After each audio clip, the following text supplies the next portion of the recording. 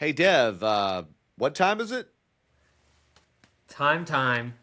6, 7. Yeah, we're going to talk about that and how we weren't expecting that, but should we be so surprised? We're going to go through just like rapid fire of the top stories from a very memorable weekend at the Coronado Air Base in San Diego for all three of NASCAR's top series. We'll look ahead to Sonoma, and by the time we do all that, it'll be time to go, and we'll see if Dan Elliott decides to grace us with his presence. He is busy working on those gears in the Dawsonville Speed Shop, and welcome to the 5 to Go podcast here on GoPRN.com, on Spotify, on Apple, and on YouTube. We would love, wherever you're taking this in, to please subscribe so you get the notifications. You know how spastic I am, everybody. Maybe you don't. Devin does. I wouldn't remember to listen to my podcast if I didn't get notifications. All right. So I'm asking you to help yourself, ladies and gentlemen. So please do that. And you notice when I said spastic, Devin's screen was the one that went black, and he is our roving racing journo, our UNG alum, and considering how well he dresses, I've got to throw another one in there. He is Devin Drip Kupka, ladies and gentlemen. Devin Drip. Respond That's right right. here. Hire Devin Kupka. Okay. Dev, how you doing, man? What's going on? How was Father's Day, and did your kids give you anything? Father's Day was good. Don't have any kids, luckily, at this point in my life. Oh, right. That's Dan. But yeah, Father's Day was good. Got to watch NASCAR pretty much all day on Sunday, and yeah, it was good and relaxing. I love that. Father's Day, there should be a race. All right. Yeah, I can, like, Mother's Day, Mother's Day was the only one that took off, right? Was it Mother's Day? No, they raced Watkins Glen Mother's Day. Well, yeah, I think. It was Easter. Yeah, it was. Easter, okay. I think that Father's Day, there should be more racing. So we don't. And I'm not a dad. I'm a pet dad. I'm not a child dad. But all dads could just say, "Leave me alone. I'm on the couch. In fact, respond right here. This isn't a big show topic. We're going to talk about San Diego. Well, hold on. Let me do it right with Kenny when he was making fun of the Carson host of our fans. Respond right here. Let me do it just like that. Okay. I think that Father's Day should be moved to the Sunday before Memorial Day. Okay? So then the fathers can have people leave them the heck alone so they can watch the Indy 500 and the Coke 600 back-to-back and get 12 hours of racing. Respond right here. Did you say to or before Memorial Day? The same Sunday that's the greatest day in motorsports, make it Father's Day. Put them on the same day. And I know that American marketing and all that, no one will ever go with that. But then okay, we'll leave Dad alone to watch his 12 hours of motorsports. We'll leave Dad alone. Maybe they should have a different NASCAR Father's Day. What do you know? Just like, hey, for you NASCAR dads, Yeah. with your stomachs, like me. Except I'm not a dad. Okay, so that's it. So respond right here. That's the show, everybody. Thank you for listening. No, we got more. Coming up, by the way, on the 5 to Go feed, and I want to apologize. I don't think I got last week's show out until Saturday morning. Last week was insane for me. All right, and I told you some of the sad stuff going on. There's an old friend of mine passed away, had car trouble. A crazy, just the work schedule is packed to the gills and all sorts of stuff. So I apologize for that you didn't get analysis of the truck race before the truck race happened. Okay? But it was a great show. Go back and listen. A lot of it will be dated because the race already happened. Go back and listen to Steve Tidmore, the hauler driver for the guy that almost won Saturday, Taylor Gray, who dumped Carson Quapple out of the way. Not the first Carson to get toinked that weekend in the closing laps near the front of the field. But there was a point I was listening to the race back on Saturday, Dev, and this race went so long. And we're going to talk about Corey Heim's win in a minute. This race went so long. I was out at the FIFA Fan Fest in downtown Atlanta, Georgia, Centennial Park. The Germany game kicked off at about the same time as the O'Reilly race. We watched the entire Germany game. We rode the Atlanta Rail, the MARTA train, to Decatur, had dinner, and watched the first half of the game that was that night, and then rode MARTA all the way back home, which our train system, it takes, even with the trains coming so often, about an hour to get back home. And I was walking to the condo when the last lap happened. It was something, and I don't have the number in front of me. I'll pull it up. It was over a 5-hour race, Dev, because of a couple red flags, all these wrecks. And in the end, it was Austin Hill getting his first ever road course win. Dev, did you work a lot on Saturdays? I mean, what was your experience on social media? I'll say that because you keep your thumb on the pulse and you're listening to Gen Z. That's part of the reason we lean on you. Were people upset Saturday, or were they just like, eh? Well, before I get to the social media thing, I thought it was surprising for me. Race started at 5. I didn't get off of work till 9. I worked the whole day on Saturday, and there were still 10 laps to go in a 60-lap race. That was kind of surprising to see, and I got to catch and basically an hour of the last hour of the broadcast, which was kind of crazy to see. But seeing stuff on social media, I think a lot of people, the complaints were about what was going on in person, and it's kind of tough when you have a facility that's not necessarily built for major events, whether that be a sporting event or something entertainment-wise. Sometimes it can be a little bit of a daunting task. Now, maybe they come in more prepared next time. I saw a picture of the porta potty line. Kind of reminds me of North Wilkesboro, where they loaded that thing up with porta potties at Wilkesboro. I mean, they were everywhere. But yeah, I think the good saying, you live and learn. And NASCAR is certainly going to learn from this weekend with the San Diego street course. There's a lot of things to learn from this. And another thing, too, with it is the fact that this is a private event, and more private than a regular sporting event, because there's actually a hard limit on how many people can be in a surrounding area. And typically for a sporting event, it's how many people can be in the building or on property. But in the surrounding area, there's even a smaller limit than what typically would be at most sporting events. So I think that played a role into it. And maybe NASCAR played into that, where, okay, we have this limit, so maybe we only need this, which turned out to be wrong, I guess. But I wish I saw more of the feedback. Maybe the races need to be cut shorter, or maybe because there were both 60 laps for the O'Reilly Auto Parts and the Truck Series, but 75 laps for the Cup Series. But the Cup Series race felt like it was the shortest one of the. It was still long, but felt like it was the shortest one of the weekend, running at close to 4 hours, I think. So the race didn't end until 8:30 Eastern time and started at 4:30, so it's about 4 hours. Or it was a little before 8:30. Yeah, it was about 3 hours, 36 minutes is the official running time. That's when they go green, so that does include the pace laps and all that fun stuff. By the way, the O'Reilly race, just to give you, I wanted to pull that up. I told you I would a moment ago. Now, this is crazy. The O'Reilly race's official run time is listed as 3 hours, 29 minutes. I'm guessing they're not including the red flags or the fact that they had the long caution at the beginning when the manhole cover went through Corey Day's grill, or basically as Tommy Baldwin explained this, the door bumper cleared, the lip on the manhole cover was just up enough, the splitter hit it, went through, and NASCAR not only allowed him to repair it, but then let him run all these laps under caution to get his 4 laps back, and he ended up salvaging the day, pun intended. Yeah, so that race was about 5 hours start to finish. You include the red flags for wall repair, for manhole cover repair, and maybe another crash too. I'm not exactly sure. So yeah, that was some crazy stuff, Dev, for sure. And it's something where usually the races get better through the weekend. I feel like the trucks and O'Reilly's were kind of the same level, and it set the expectations low for the Cup Series. Would you agree?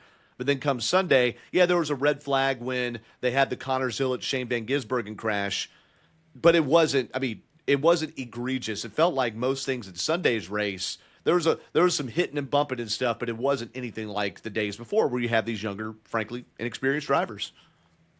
Yeah, no, and it was cleaner racing, and I think the experience really showed, because it didn't feel like every restart somebody was going to dive bomb into a turn that we would see typically in the truck or O'Reilly Auto Parts race.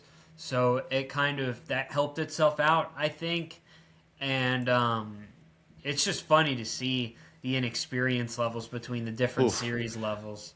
So there's inexperience difference, but there's also something else, and this popped into my head a moment ago. Everybody's got to race the same track, and let's keep in mind the variables. You have narrow sections, you have, of course, high braking, you have high speed on some straightaways, but also different surfaces. There was that part where the cars basically got air coming out of turn 1 with the elevation change. They had to run over the tracks where were on the base. I think it's where they move cranes. So that was really bumpy. And then you had just different types of material, different material of the ground. And so basically, I love. Did you see Chase Briscoe's quote about the track surface at San Diego? No, I don't think so. It was like if old Atlanta and Darlington had a baby in terms of how much it was chewing up the tires, but also different surfaces too. Now that's he was really talking about the tire management. The tire wear was also way worse on Friday and Saturday than it was Sunday, as the teams adjusted to it, the drivers adjusted, and as the track rubbered in. They had all of these things to manage to where when you put now here's the last one.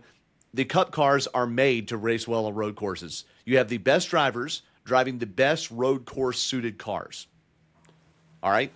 The O'Reilly Series gets a lot of credit for having the best racing of the three on ovals, right? I mean, and it's not that it's bad on the others, but on ovals because they're hard to control, but these are oval drivers driving oval-suited cars. Now you're taking oval-suited-ish cars and putting them on a road course with a lot of drivers without road course experience dealing with those challenges. The Cup cars have the underbody and whatever else, the different things in the transmission and engine and braking that make them just stick to the ground. And frankly, that's why the road course racing hasn't been as good. But San Diego, would you agree, Devin, as we kind of dissect the weekend here, this was acceptable racing in the Cup Series, right? I mean, this was the race was in doubt. We were not getting murdered by Shane Van Gisbergen because he got wrecked, and you didn't know who was going to win.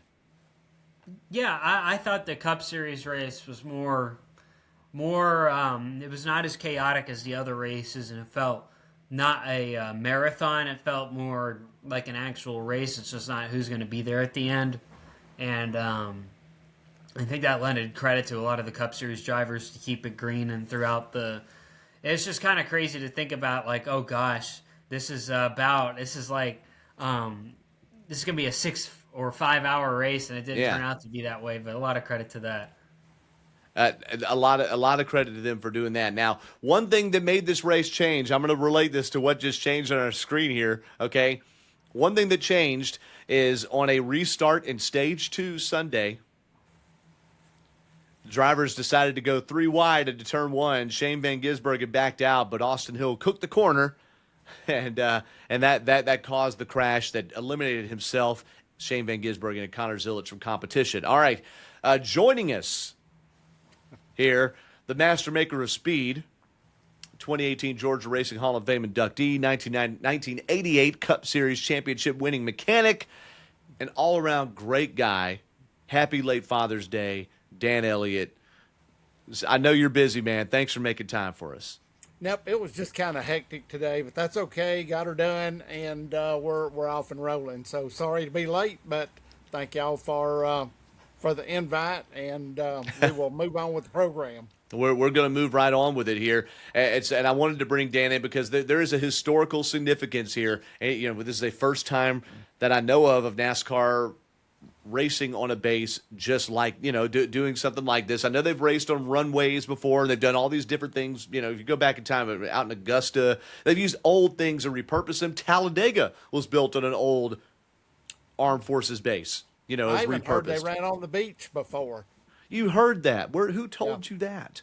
Who told you that? But there was historical significance there running in San Diego.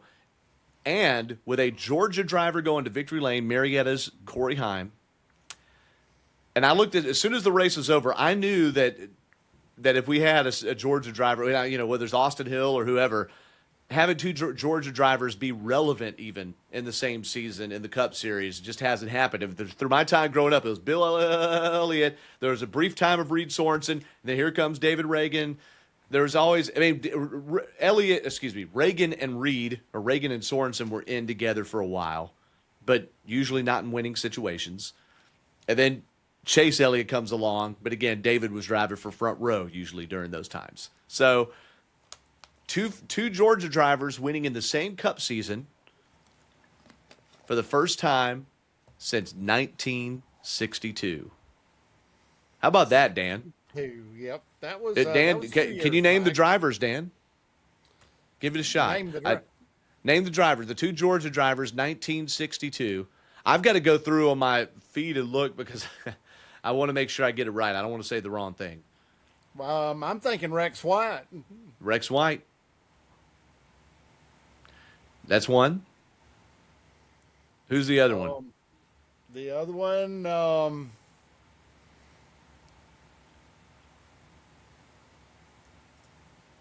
You use it to prop up a car when you're changing the tires. Jack, Jack Stand. Jack Stand. That would be a great name. But if you were going to fashion something on the car, mechanic might be a blank Smith, right? Yeah, no. So Jack Smith. Sorry, I was really trying to be punny there. Jack Smith, and I saw Jack Smith won in '62. I'd forgotten he's Sandy Springs. You know what I mean? Like I just forgotten he was even a Georgia driver. He's in the Georgia Racing Hall of Fame. Rex White, Jack Smith, 1962. You got to go all the way back. So all the years Bill Elliott was winning, I look, Del McCarr, no, there were not many. I also thought maybe Bill Elliott and Jody Ridley won in the same season, but Jody Ridley won before Elliott was in the swimming pool that day. Yeah, Delma was in the swimming pool that day. We know exactly what that means. He was putting in a swimming pool that day. Oh, that's right. He was. I thought you meant how, as you said, he may have never won a race, but he never lost a party. Yeah. That was his saying. Yeah, isn't that good? Dev relates to that. Dev in the forecast. Jeff's listening. Jeff Vork. I talked to him yesterday. I think he's pounding lattes on Tybee Island as we speak. In fact, so okay. So significant with Georgia drivers, significant at San Diego. Devin and I were talking about how the weekend looked like it might be rough coming Sunday. Dan, I want you out of these things, either rating the weekend, Corey Heim's win, or some of the oddball stuff. What was out of those three, maybe your biggest takeaway out of those three for the weekend? I think the biggest takeaway was what I thought about this going in, because I told you I felt like it was going to be somebody different. I had that feeling. And I didn't know if I was going to be right or wrong, but I had that feeling whether I was or not. And, I told you after the show was over, I said, wouldn't it be funny if Bubba won that race? And, who was second? And he came in second, but came from 2 laps down for the loose wheel. A penalty came from 2 laps down to do it. By the way. Yep. But anyway, it was the whole weekend was just different to me because seeing the cars run was almost like seeing the F1 cars run with a full body.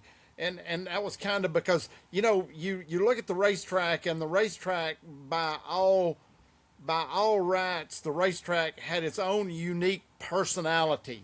It was so long. It was so rough. It was passing points that looked like Pocono when you dropped the green flag. Everybody just fanned out and came back down most of the time to single or double file, but it was just unique all the way around. And I would probably, out of the first race there, I would probably give it a solid 7 or an 8 on the scale, because it was interesting to me. Camera angles to me left a little bit to be desired, I think. But how do you cover that much territory?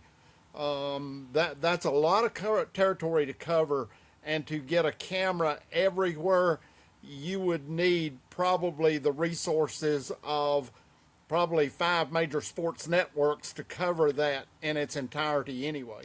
I think one reason, besides the cost of that the camera angle thing may not improve like we would want it to, is because if you pay the money for the HBO Max subscription, you could get every single car that you want. They're the in-car cam, which I know doesn't do, but it's just that alone. And I've chosen not to do that. I've chosen not to do it. I've got too much stuff. I'm good. Yeah, but Doug, I'm gonna ask to cover the sports, you kind of need it now. Yeah. I'm going to ask you a question, because what was the one thing to you that was missing from this race that we usually saw floating around up in the air? Oh, okay. So there's no helicopter. Where was the Goodyear blimp?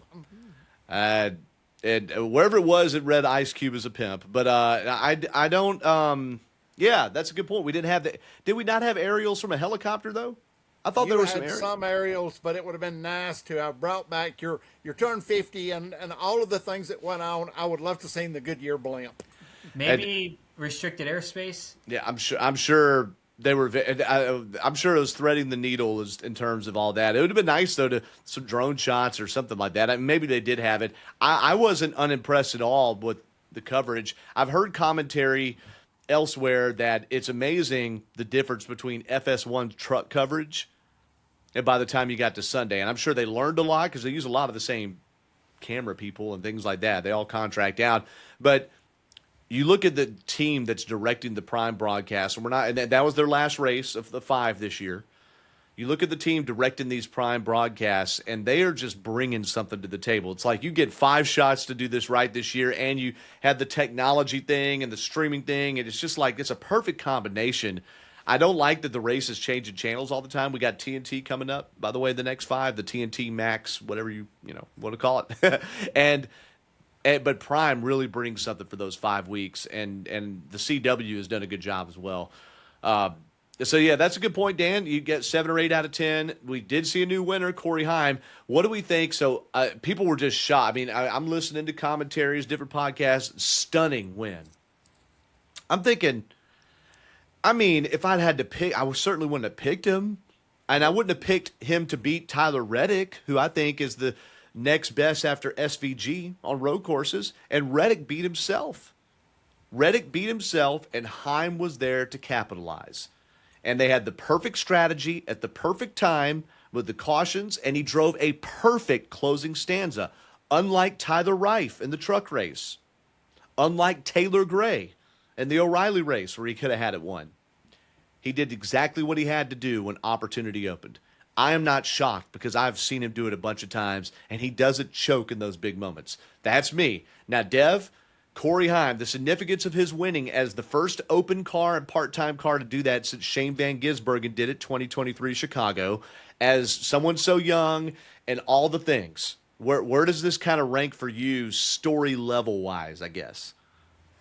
Ooh, it's kind of tough to say because we've seen the talent he has in the lower series compared to, let's say, SVG.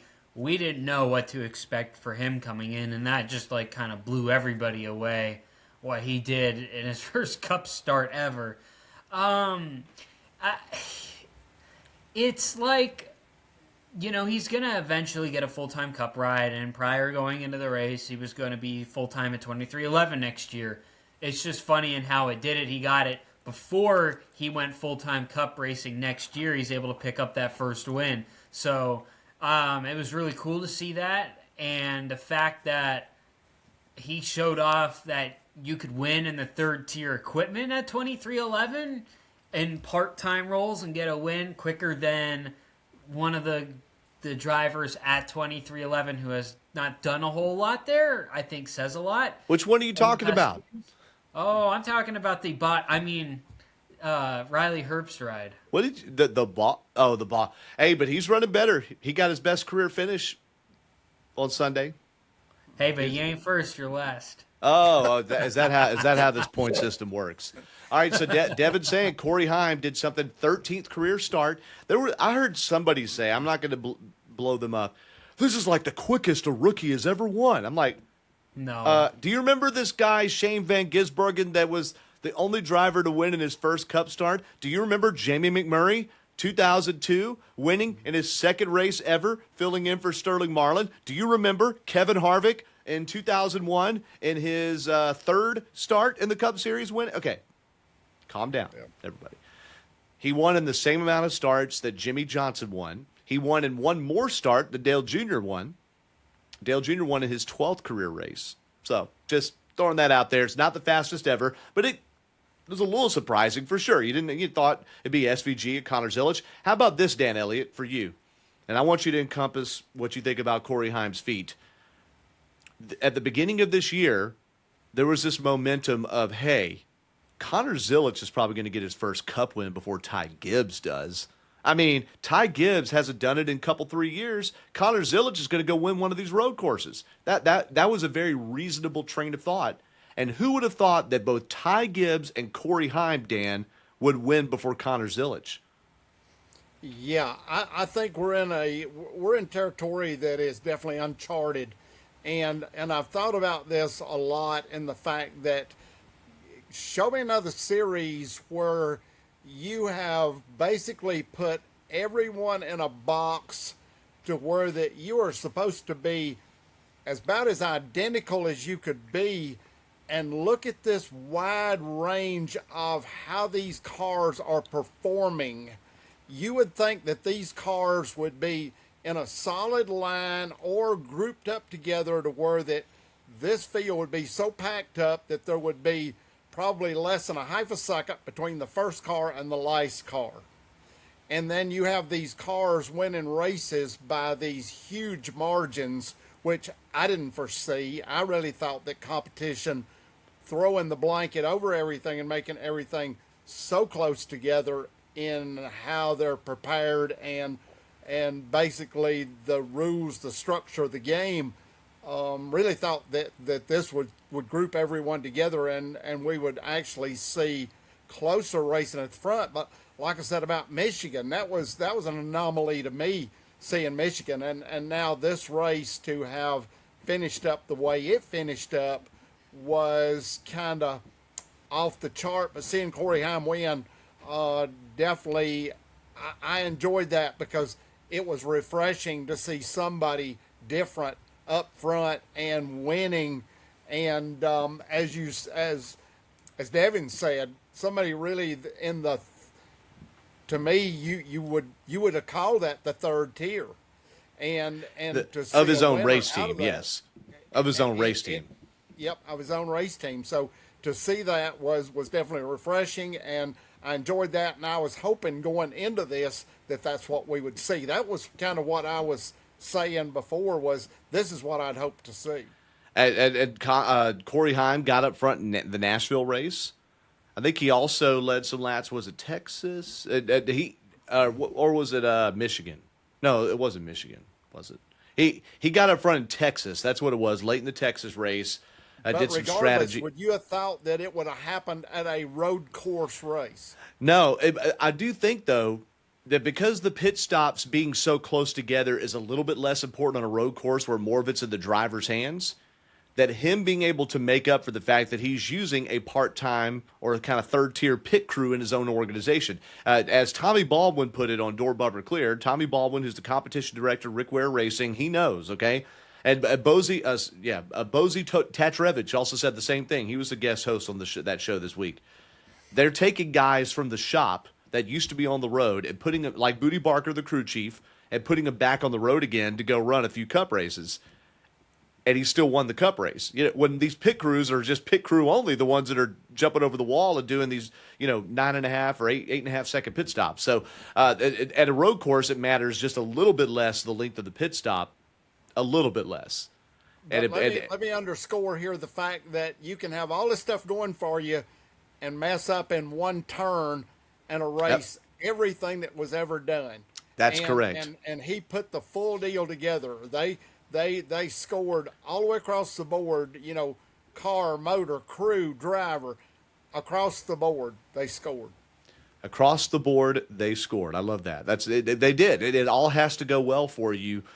It didn't just fall in his lap. The cautions did. So I'm going to go through the top 10 and highlight a little bit of that real quickly here. I know we got other stuff to get to. Corey Heim, your winner, as said, he led the final 3 laps. Bubba Wallace comes back from his big issue to run really well Saturday, start 12th in the race, and finish 2nd. Perfect pit strategy call there, Charles Denike of the 23 team. 3rd place went to the guy without the last caution in the race, I think is the likely winner. And that is Kyle Larson. Finished 3rd, led 11 laps. Zane Smith, Huntington Beach, California. Okay, back-to-back Cali drivers finishing 3rd and 4th.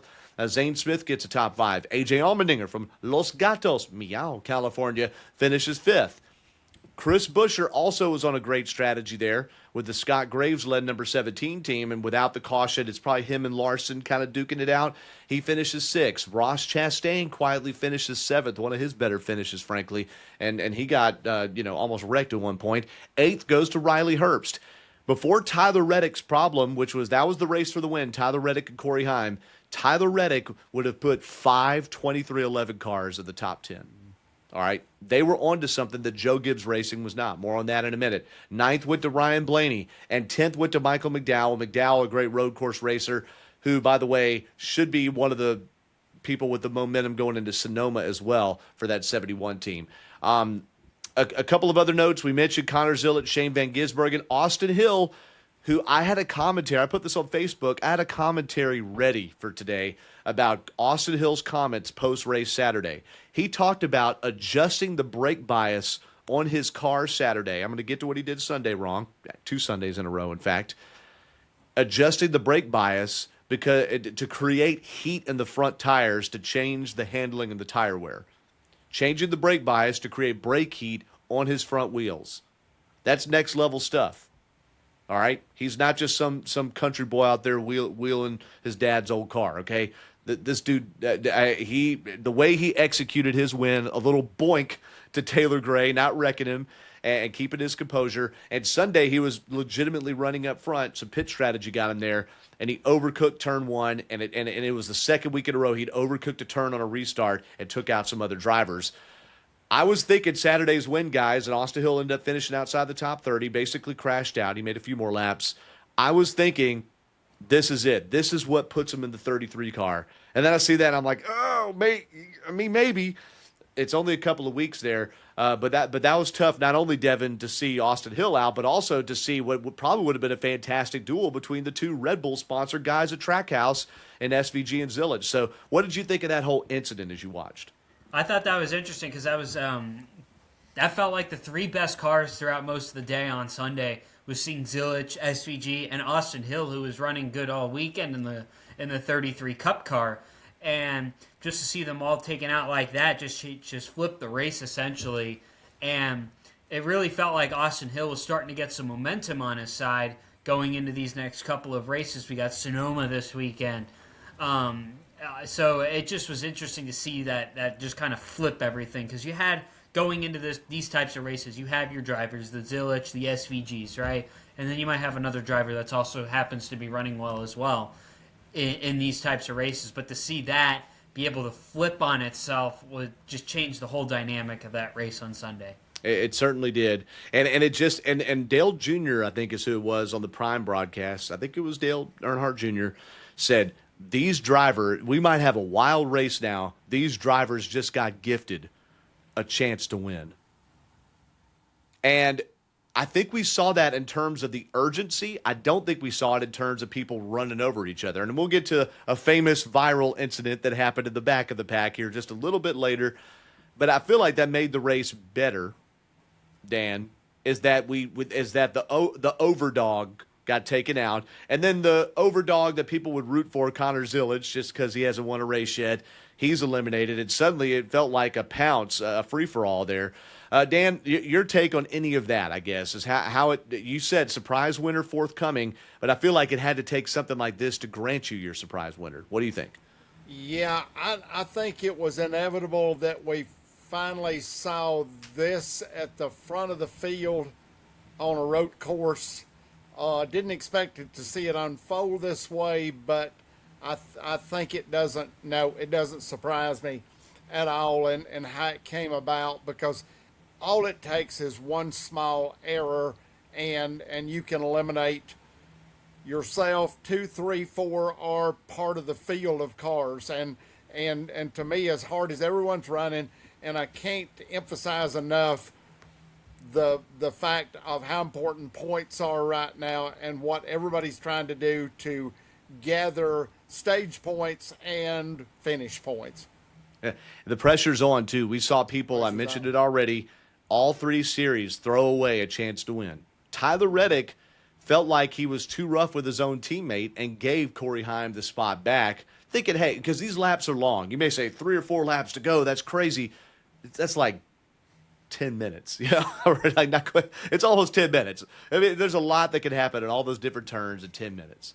And he gave him the spot back, and Heim managed the gap, and basically Reddick blinked first, and he hit the wall a little bit, cut a tire, tried to nurse it, ends up with one of, another week where he's got kind of a bad finish. That's 2 out of 3 weeks where he's got that. And now Tyler Reddick's point lead, guys, is only 8 over Denny Hamlin. And it's a 26 race marathon, like 26 miles, to the regular season finish. And Denny Hamlin has made up over 100 points on Tyler Reddick going in now to Sonoma, which Reddick should be favored ahead of Hamlin. There was no talk at all this weekend, like there would be normally, of Denny Hamlin going for his 4th win in a row. There was none. It didn't get mentioned anywhere, one time, anywhere. And late in this race, I was like, oh yeah, Denny Hamlin's in it. And Hamlin was up there running in the top 10, and I just had this thought. One second. Sorry, someone's calling me here. I had this thought, okay? Denny Hamlin's running 8th right now. They're going to do something with strategy, and something weird's going to happen, and they're going to fool around and win this race. And the way I heard him describe it is if he had committed to pit road when that last caution came or something happened with the commitment cone, they could have still won that race, even though they didn't deserve to win it. What if Denny Hamlin, Dan, and I'm just going to only ask you and then we got to move on. What if Denny Hamlin wins that, if San Diego road course would have been Denny Hamlin's 4th win in a row? Should we just give up? What if he had done that? No giving up because you're going to fight to the finish. Yep. That would have been so Denny Hamlin to win a road course for his 4th in a row. That would have been so Denny Hamlin. For those that hate him, respond right here. That would have been so Denny Hamlin. Okay. Yeah, but you got to factor in for those who hate. You still had Toyota won the race. Yeah, that's true. For those that don't like it, that's correct. And the Toyotas were dialed in, but not the Gibbs Toyotas. I wanted to get this. I'm going to just throw this one to you, Devin. Christopher Bell was noticeably slow with his wrist banged up like it is. He was saying it without saying it Saturday. He practiced Saturday. He met with the media. They kept asking him, hey, what's the game plan? Brent Cruz. And he goes, well, I haven't met with Adam Stevens, my crew chief, yet, but we'll kind of find out. He'd already practiced the car, guys. I didn't get to watch Saturday practice. I didn't look at the times, Devin. But he was like seconds off in qualifying. I think he was. That there is when a driver is couching whether they might run the race or not, that means they're not running it, right? I mean, that's right. I mean, Brent Cruz got in the first caution. So what'd you think about how that played out, and were you surprised that it affected him that much? This reminds me of, we got to go back a couple of years ago. It was with Stewart Haas Racing. Sorry. And it reminds me of the fact that they signed, I want to say it was Ryan Preece as a backup driver. This is what it reminds me of. And we all know Brent Cruz is going to be replacing Denny Hamlin in a couple of years. That's what's assumed. Yes. Yeah, and how things are lining up. So it's a good opportunity for him to go in the car, get more experience in a Cup car. Because has he started a Cup race before? No. So this one was his first one. He hadn't started an O'Reilly race until this year. I mean, he just turned 18. He's younger than some of the high schoolers I was just mentoring. Yeah. So I think it's good experience for him to get in the car, in the next Gen 7 car, and it was just a really good opportunity for him. And not surprised that Bell sat out, especially with some of the hits these drivers were taking in this weekend. Have you seen that clip of the guy it was during the truck race, was taking pictures and a truck slammed in the wall right in front of him? When Justin Marks crashed in practice. Yeah. That was crazy to see that wall move. Yes. Whereas typically in a racetrack, it just kind of will bounce you off and not give it all. So not surprised that Bell sat out for a majority of the race, but, also a good opportunity for Brent Cruz. You need all your tools to be able to do this. And actually, I heard Carson Hocevar guest hosted the Dale Jr. Download this week. Really entertaining listen, guys. By the way, I know it sounds like all I do is listen to podcasts. I do a lot of other stuff and listen at the same time. Carson Hocevar said that at Pocono, he threw a big block on Christopher Bell. And Bell told him afterwards, dude, he goes, I had the spot. I just couldn't cover you, man. He goes, I couldn't. I mean, his wrist was hurting him too much. He just, he couldn't move his arm fast enough. But you need all your tools to do it. And it remains to be seen at Sonoma what happens. Sonoma, I think, is thought by people to be more forgiving for the wrist situation. But what does Brent Cruz do, Dan, Mr. Transmission? What does Brent Cruz do, who's used to the H pattern and the O'Reilly cars? He goes out and runs 15 to 20 laps. I don't have the number right in front of me. And then something wrong with the gearbox. I have a feeling the driver might have been what was wrong with the gearbox there, Dan, although we don't know for sure, and they probably won't say for sure. I think age and experience might have caught up to the Phenom. I would agree with that, because if you're not used to the car and the intricacies of the cars, then yeah, you're going to make mistakes, and all you need is one small mistake.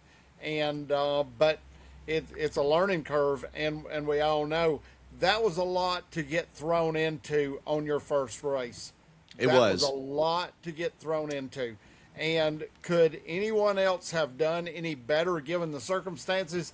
I don't think so. But I would say somebody that is used to driving the sequential shifter may have been able to have a better finish. But Dan, he made up, 15 to 18 positions, driving from the back of the field up to about 19th or 20th when he blew up, basically. Yep.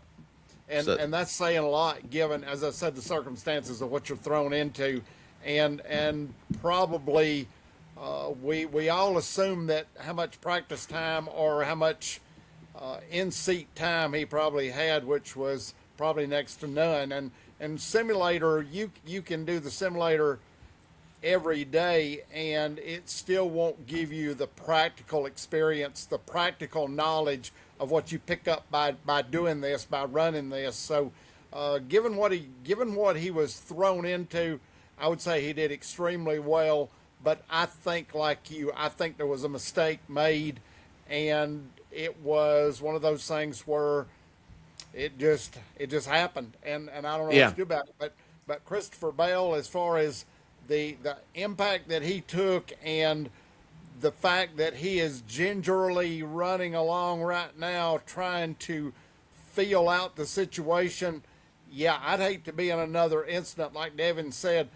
There's parts of that racetrack out there that were extremely feist, and the walls are hard. They don't give, and even as much safety equipment and as much ability for those cars to absorb impact, it isn't the perfect situation.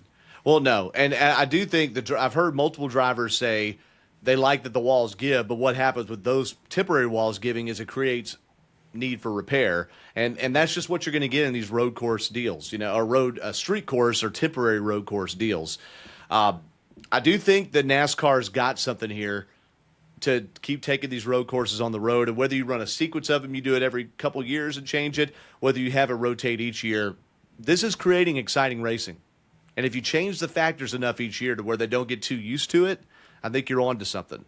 And I think they know they're on to something. And it was thought of this would be a total one-off race, and now there's just some little murmurs. Maybe not. Maybe we'll come back a second time. It'd be nice to see them adjusted to make it a better experience for some of the fans that had a tough time. Ben Kennedy, again, this is the new NASCAR. Ben Kennedy, a really thoughtful social media post saying we're getting all your feedback and we're aggregating it basically, and we've got room to improve. There was a time, Dan, you know this more than Devin, no offense, but Dan, you know this more than Devin. There was a time where humility was not exactly one of NASCAR's top virtues, right? And I feel like it's gotten a lot better with looking at itself in the mirror. Yeah, it's like, it was, somebody said it one time before, it's a kinder and gentler NASCAR. And that's saying a lot. Okay, that's saying a lot. It goes from Bill France saying, "I will enforce this with a pistol."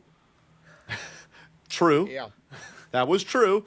To tell Bill France Jr. about kinder and gentler and see how he responds. With Dale Earnhardt sitting there in the holler with him. Yeah. Okay. All right. A quick look at the points. It's 8-point difference. Tyler Reddick to Denny Hamlin. By the way, Ryan Blaney and Tyler Reddick have the same number of top 10s. They lead the series with 12. Isn't that crazy? But Reddick with his 5 wins. And then there's a 100 or just under a 100-point spread in the points from 4th place Kyle Larson to 11th place Bubba Wallace. 8 drivers, 100 points. And then if you go from that point down to the next 100 points, so I'm going to pick up 11th place. Now I'm going to pick up 10th place Chase Briscoe, 431 points. I got to highlight all the way down to 331. Hold on. Respond right here. And you got to go 21st. So you got 12 drivers in the next set of 100 points from Chase Briscoe 10th to Michael McDowell 21st. Shane Van Gisbergen, who will be one of the favorites, of course, in Sonoma. He won it last year. Had one of those races where he should have maximized points, and he got taken out from that chance. It's going to be hard for Shane Van Gisbergen, who just fell in 3 spots to 17th, to make up for what he lost in San Diego because of Trackhouse, where they're at right now, and because of his proficiency on ovals not being elite, right? It's just okay, right now. He's just an average, if not slightly below average, oval driver. So that's the look on the points right there. Carson Hocevar also kind of got doohickied. Well, I heard a term today. He got, what is it? Not cattywampus. I think it was scattywampus. Like, it was scattywamp. He got scattywamped out of a finish there by Corey Heim. Corey Heim spun him. They've got beef that goes back to the 2023 Phoenix Championship race of the trucks. Carson Hocevar, his spotter, Tyler Green, his crew chief, Luke Lambert, get on the 77 car radio. I listened to it in real time. All right, Carson, keep your head. Keep it under control. Keep it under your head. And Carson didn't say a word. And he got back in line. He got the car refired, made up a few spots, and ended up finishing decent, 19th, but he qualified outside front row. He passed Shane Van Gisbergen for the lead when SVG was saving tires early in the race, and he had a decent day. And Carson Hocevar, instead of melting down and grenading the car and running over everybody in front of him, managed things. And he's sitting there this late in the season, 17 races in, 9th in points. He is ahead of, who would have thunk it, Chase Briscoe, Bubba Wallace, Christopher Bell, and William Byron are the next 4 drivers in line in that order. And Hocevar, with his teammate Daniel Suarez above him, Devin, are higher than a Gibbs, a 2311, two Gibbs, a 2311, and a Hendrick. How about it, man? Yeah, it's just the amount of parity that we've seen this year is just kind of crazy to see with the new way that NASCAR is doing the points this year, going back to an old way. It's just something I didn't see coming, and it's just fascinating to see that Suarez is top 10 in points after leaving Trackhouse, and then Hocevar showing out as well. I think it's really been a highlight of this season so far. It certainly has.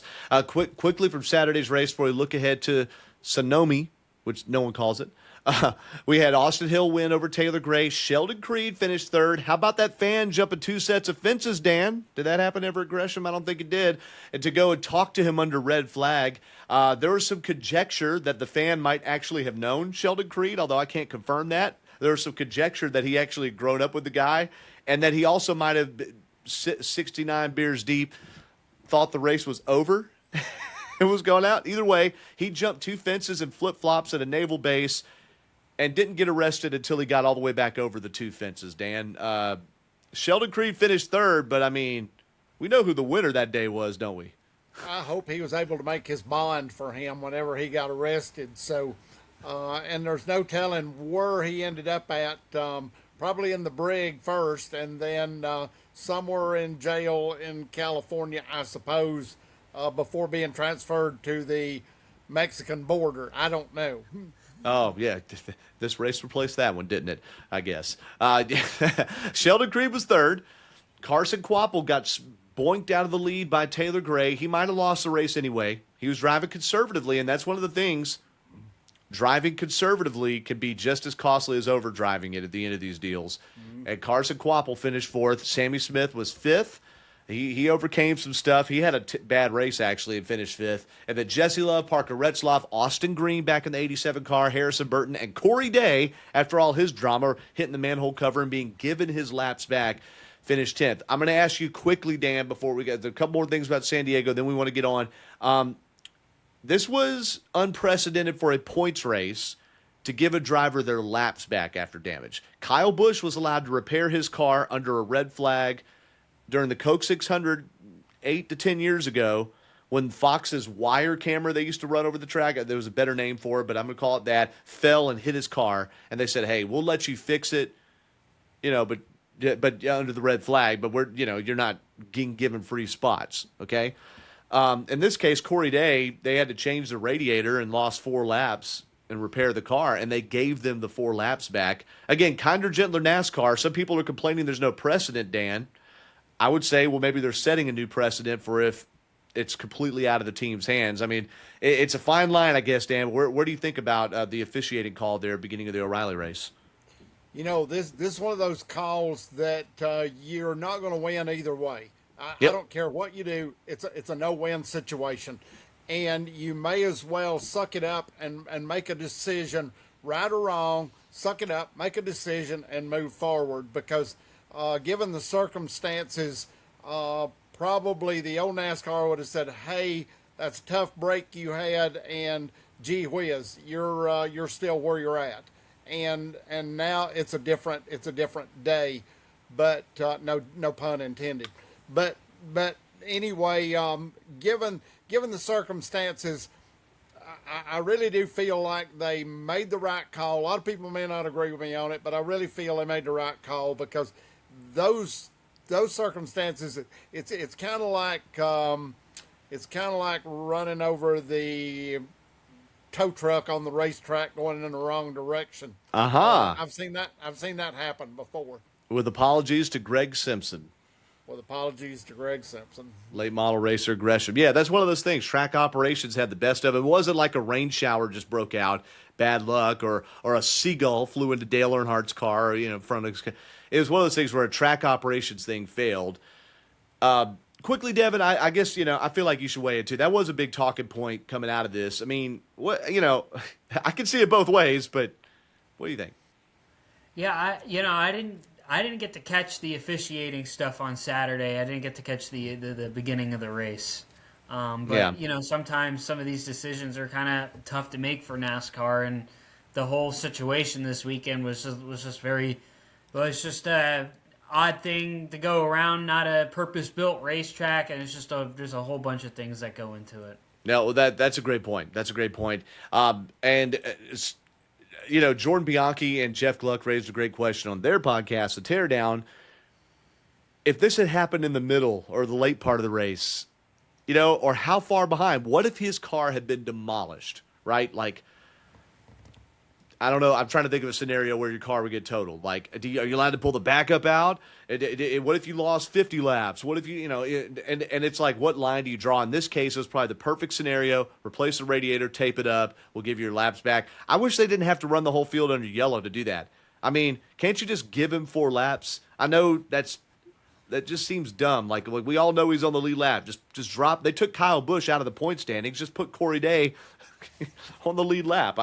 But whatever. That's another thing.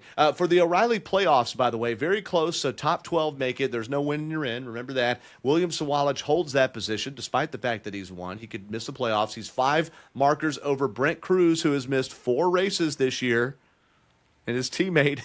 And Brent Cruz also had a bad race Saturday, too. He got dropped out as well. He got caught up in the major crash caused by Sam Mayer basically just wiping out and hitting the wall and blocking the track, and it affected something like 20 cars or something ridiculous like that. And a lot of people, including Brent Cruz, had their days ruined. So Saturday saw that same effect, but in a worse sense is what we saw Sunday. But Brent Cruz is only, let me make sure I got that right, 5 points out, like I said, of 12th in the standings. Raja Karuth only 4 points behind Brent Cruz. And then you got to go another 18 back to Ryan Sieg. So you're seeing really formidable drivers and teams. Not all of the super well-funded teams are going to make the O'Reilly playoffs. For Friday night's race, the Truck Series, that one was also won at the very end, too. And it was won by the driver that called himself, guys, Lane Van Rigsbergen, which is my favorite line of the season. And there have been some good ones. Lane Van Rigsbergen. He wins. He also won St. Petersburg, and he said that line on the radio at St. Pete, the street race that the Truck Series shared with IndyCar during the COTA race weekend, and he said it on the radio, and he said, if I win another road course, I'm getting out and saying that. All right, Tyler Reif cooked the last corner there. Who else was in the hunt? Chandler Smith was in the hunt for that thing. He got spun out late in that race. He tangled with Taylor Gray, I believe it was. I believe it was Taylor Gray he tangled with late in that race. One of the Toyota drivers. Dadgummit. Jimmy Johnson was in that race, boys, and said they've got a Truck Series. They got to step it up. They're just running over each other out there. Dan, I mean, trucks have had this mentality for a long time. What could NASCAR? We're approaching an hour here. We're not going to solve it today. Can NASCAR do anything to disincentivize the drivers running over each other? Because I don't want them to think the rubbin's not racing, but Jimmy Johnson says it's out of control. Why would you want to stop that? It sells tickets. Respond right here. Entertainment. We've said it's about the entertainment, and truck racing throughout the past 2 decades has probably been one of the better series to watch because no doubt about it, it's interesting. There is no doubt it's interesting for sure. Even when it's dominated by Corey Heim, this year there's a little bit less of that domination. You know, it's kind of been a void that's open there. And Caden Honeycutt's only won one race, you know. But look at the top finishers in this race because of the attrition. You had Lane Riggs, okay, not a surprise. Daniel Hemrick, though, he's had a tough year. He finished second, and he grabbed the lead at one point. He thought he was going to get it. Third went to first time he said he's driven a race car in 9 months. Kaz Gralla, the 62 Halmar Friesen, second entry there, finished third. Fourth went to Landon Lewis. That's Ron Hornaday's driver he's mentoring there in the Nice number 45 was fourth, and Ty Majeski was fifth. Tyler Reif, like we talked about before, he blew one of the corners late in the race, and why is he not up in the top? Did he have to make it? Oh, yeah, he got spun later on. He had another issue after that, and he ended up finishing 19th, but was devastated. He had that race won going into the last lap and just cooked it a little bit, and we've seen that before. And we saw it a lot this weekend on a road course, and that's what makes them a little more interesting. All right, looking ahead to Sonoma, guys. Is there anything San Diego? We still haven't talked Noah Gragson, Kevin Magnussen. Anybody see that and want to weigh in on that? Their little confrontation? Yeah. That's quite interesting because Kevin Magnussen making his first NASCAR start and then running into with Noah Gragson. It's like, who the hell do you think you are and all this? Because, you know, the racing styles are just so different compared to F1 and NASCAR and all that, so... Magnussen's got that NASCAR mentality, though. Magnussen had to sit out a Formula One race, I think it was last year or 2 years ago, for having too many crash points, too many penalty points. And he got a podium in his very first F1 race and never got another one, which is crazy to get one in your first race. Think he needs to be in the truck series first. Hey, there you go. Respond right here, Cletus McFarland. Respond right here, Cletus McFarland fans. Magnussen spun out late in the race, finished 27th. He wrecked Noah Gragson early in this deal, and Noah Gragson only completed 37 laps, finished 35th. That's the thing. When you discover you've got fenders on a race car, that's the first thing you're going to do. Ask Juan Pablo Montoya. Okay. Yep. Hey, Magnussen said basically he and Gragson just. The intensity ramped up in between them, and I didn't really watch the whole interaction. You know, it was deep in the field, and Gragson threw a block on him. Now, Magnussen could have lifted because, you know, they're running the back of the pack. Gragson threw a block, being frustrated, and Magnussen said, nah, but I want to know, why is it Ryan Preece gets 25 points taken away for air wrecking Ty Gibbs? Kevin Magnussen didn't say he didn't wreck Noah Gragson afterwards. He's like, yeah. And nothing. And I don't think anything should happen. And I think nothing should have happened to Ryan Preece, by the way. It's not a right hook on the straightaway head on into the wall, okay? I don't know. It just, road courses have their own rules. You should have had a manhole cover through the radiator. Oh, that was funny. That was good. By the way, Magnussen and that was in the Trackhouse Project 91. Magnussen cut the fastest lap of the day. He got the Xfinity bonus point. How about that? You know, probably put new tires on at some point, had some track to himself. Magnussen ended up finishing 27th in his first NASCAR race. Your stage winners from Sunday were Ryan Blaney and Ryan Preece. Again, drivers flipping stages. We've seen Ryan Preece. In fact, his crew chief, Derek Finley, told him, are we going for points today or the win? You said you wanted points. I left you out. Here's your stage win. Literally said that on the radio. Paraphrase, but that's what he said. Some other things that could improve for the weekend. There's the fan experience. Also, spotter radio was terrible. Drivers had spotters with blind spots. They had places they couldn't have people clearing them, and there were just places where the radios didn't work. That's another thing they're gonna, I think, need to iron out if we're a top racing series to have going on. So that we'll put the lid on San Diego there. Quickly, IndyCar. saw Christian Lundgaard go to victory lane. That was big. And we also got some news in IndyCar. Felix Rosenqvist, Indy 500 winner, is leaving Meyer-Shank Racing. I'm sure he's going to level up from that, not get dismissed. We'll find out a little more about that later on. There was no F1 this weekend. Don't worry, we don't talk about it much here anyway. And on to Sonoma. I'll be back with the PRN crew. I'll be in Turn 7, the action corner at Sonoma Raceway this weekend. Saturday racing. Let me get the times up here. Saturday, Eastern Time, 5:30 p.m. So a little bit of an evening situation like we've seen lately with the O'Reilly Auto Parts. On Sunday, the Cup race, 3:30 p.m. And then the O'Reilly and Cup Series prelims, if you will, are a little bit earlier in the afternoon there on Saturday. We'll have Cup practice and qualifying, Performance Racing Network, the Saturday evening race, and then, of course, Sunday's Toyota Save Mart 350 again, live from Sonoma. Devin, you first. Is this Shane Van Gisbergen revenge tour? Is this Connor Zilisch finally turning his season around revenge tour? There's a lot of pressure with SVG with him being on the bubble, and we've heard it the past couple of weeks that this is going to have to be a must-win race for Shane Van Gisbergen.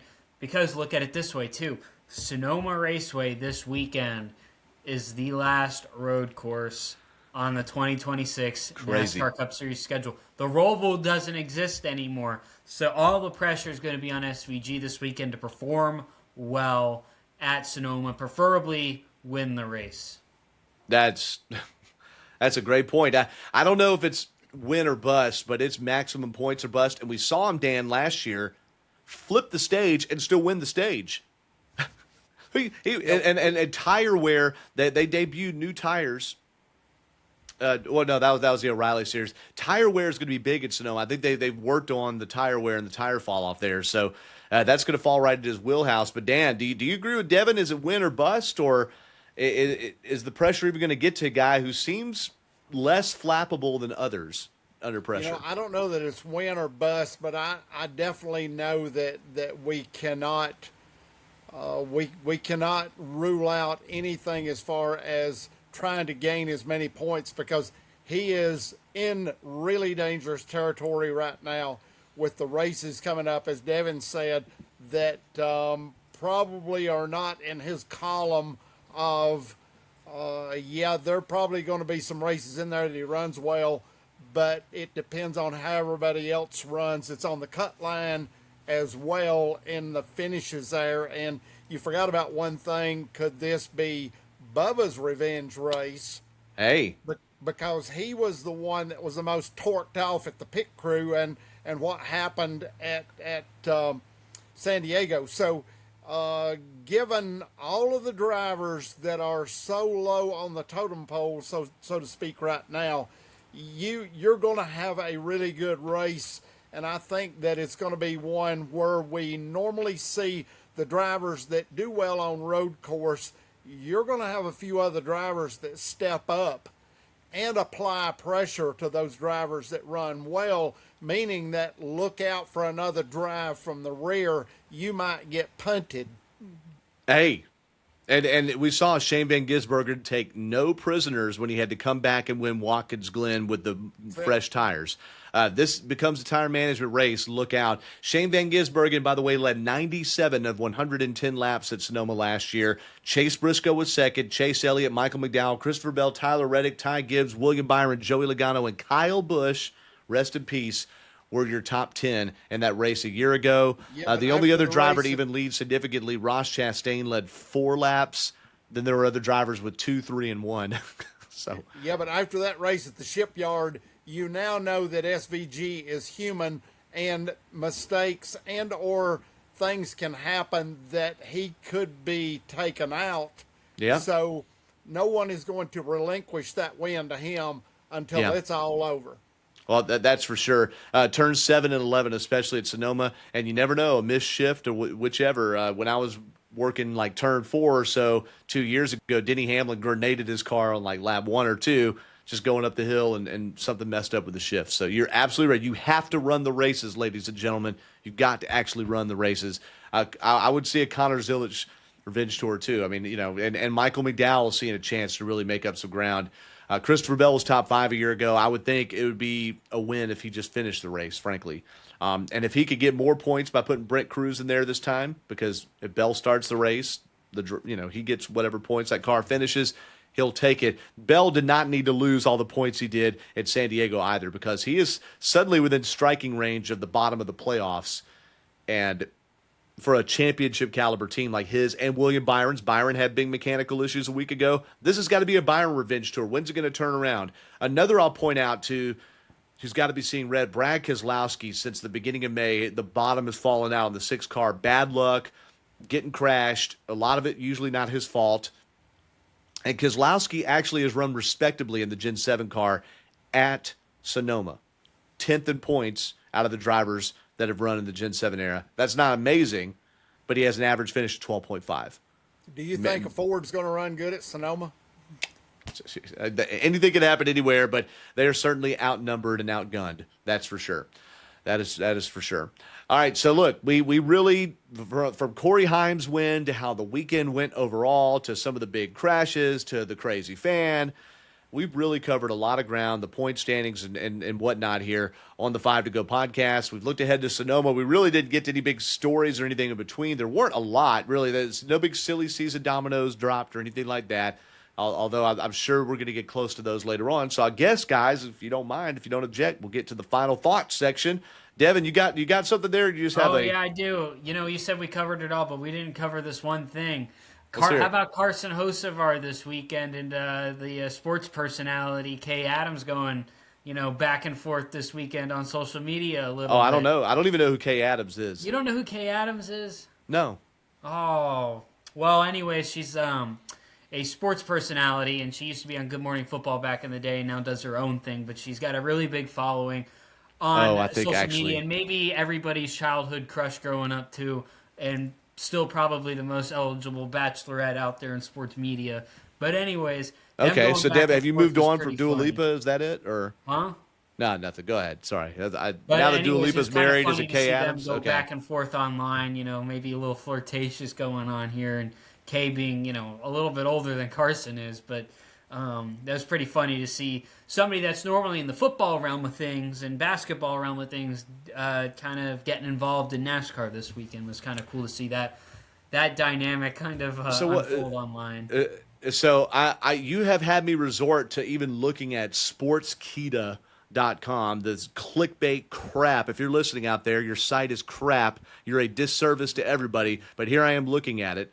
Okay, not everybody, but you're a disservice to journalism for sure, you clickbait sons of... Okay, so that wasn't an edit. That was me editing myself. So it says they blew kisses at each other or something. Is that it? What? Yeah, and then they were waving to each other when she was in the pace car on Sunday, too. Interesting. All right. Well, Carson Hocevar, there is something special there, guys. I just the combination of relevance on the track to that confidence he has, to ability to host a show. He hosted Dale Jr. Download. They just pressed go, and he was just I mean, she also said he was the most confident driver in the garage area. She said that. Yeah. Who was it? Okay, you know what? I did hear about this when Jeff Gluck talked about it on the Teardown. I thought he was talking about the actress. I thought I heard Amy Adams. And I was like, oh, okay. I was like, Carson Hocevar shot his shot for Amy Adams? I did hear about the Kay Adams thing. I just misheard it. Okay, got it. Uncle Doug, respond right here. By the way, William Sawallage's hearing aid company, was it Sound Gear and Starkey? If the Sawallage Fit would like to sponsor the 5 to Go podcast, respond right here. Respond right here. We might need that in like 20 years. Right here. No, right now. No, I'm 20 years older than you. Respond right here. Okay. Almost. Hey, I'm only like 15 years to 40, so I'm catching up. Okay, so 15 years younger than me. Hey, I want to tell you, I was so cooked today because one of the interns at 11 Alive who they look like they belong. You know what I mean? They just they don't look like a young college kid. They look like they're ready to go. All right? Like ready to be an MMJ and do the deal in the newsroom at 11 Alive where I do traffic every day. they're into politics. And I asked her, I said, did you ever watch The West Wing? Have you heard of The West Wing? It was kind of on from 99 to 2005. I know her age. She's 20 years old. Tess is 20 years old. But I didn't back math it, right? I just said, okay, you're 20, whatever. Okay. And she goes, well, I was born in 2005. And I just said, forget it. I'm out. Like, what? Like, you were born in 2005? Okay. All right. Like, I was your age in 2005. That's crazy. So, but anyway, Dan's had enough, and he joined in late. Dan, you got any final thoughts, man? Just this Hocevar voodoo swagger that he's got going on, and all of this stuff that is seemingly coming out. But isn't it great to see all this entertainment that's coming out, and personalities that you've not seen or experienced before? It's a different season, and it seemed to have really picked up momentum after Hocevar's win. It really did, and you've got so much going on this season on the track and off the track. You've got a lot of things going on.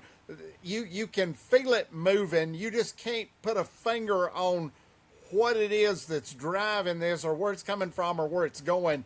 But you just know that there's a lot of things changing, and you really don't even notice what's going on. You're too focused on the racing to see what's going on in your entertainment, swagger, streaming platform world, and it's going on. It is. I completely agree. Kenny Wallace has talked about this a lot. This just is going somewhere. I completely, utterly agree with you. I saw this piece of news here. I was like, did we forget something? So NASCAR, I mean, look, I'm not saying this because NASCAR's paying us. No one's paying us anything, really. A few viral videos on social are about all that's paid 5 to go in the 9 years of this show, okay? And thanks to Devin for those viral videos, by the way. Doing great work at the track. All right, listen. It was at NASCAR Studios. They did, and it was a little cheesy, but it was high gloss, if you will. They did NASCAR versus the Navy. 30-minute or so on Prime Video. You can watch it. I watched it on YouTube, but it's on Prime Video as well. NASCAR Studios has done multiple docuseries, and they had one that I told y'all about after I watched it the first season called Rising. It followed Carson Hocevar, Connor Zilisch, and Raja Caruth. They've just announced season 2. Oh, sorry. The first season was Hocevar. Sorry, it was Hocevar and Noah Gregg. I'm getting my series mixed up. It was Noah Gragson. That was the Daytona 500 one. I got them mixed up. I'm sorry. It was Hocevar, Raja Caruth, and Connor Zilisch, I believe. They did a Daytona one that was around Gragson, okay? But they've got season 2 here. That's Carson Hocevar, Connor Zilisch, and Brendan Butterbean Queen. And they go like in depth with them. And last year's, I now remember what it was. It was Jesse Love. It was Jesse Love was the driver that was in there, and not Connor Zilisch, I believe. Yeah, but I'm getting the series mixed up because Spire's got its own series. The point is there's some high res, high gloss, high quality NASCAR content coming out. It's not all little tic tacs, as Tommy Baldwin says, the door bumper glitch. Not all just little social media stuff. It's big time stuff. And NASCAR is working hard. Davey Siegel's podcast, I just listened to that. Victory Lane has on the NASCAR director of influencer relations, who literally arranges to have Jason Kelsey and Lamar Jackson, or influencers you may have never heard of but have tons of following at the track. They're doing the work. Okay, so that's my long, rambling final thought as I was trying to remember things there. Uncle Doug, respond right here. Is NASCAR is putting in the work. Dan's right. They're on to something, okay? Listen, thank you, everybody, for tuning in, all right? If you see something you like, please share it. Follow Devin and me on social media, Devin.Kupka or Devin_Kupka, Doug Turnbull, like a left turn, and Mail Cow. Dan Elliott, even though I can't tag him in the post, Dawsonville Dan Elliott. All right, go find him on there. We've got these on Apple, Spotify, GoPRN.com, and YouTube, Performance Racing Network, PRN app, or wherever you could listen to NASCAR radio. Sirius XM Channel 90, your local affiliate, has got both the O'Reilly and the Cup Series races this weekend. Get her done. And happy Father's Day, Dan, once again, man. We appreciate you, buddy. You're the man. I hope it was great. So for Devin and Dan, I'm Doug. Thanks for tolerating us yet again. The 5 to Go podcast. We'll catch you next week. God bless you. And, hey, we're 2 weeks away from Atlanta. Let's get her done.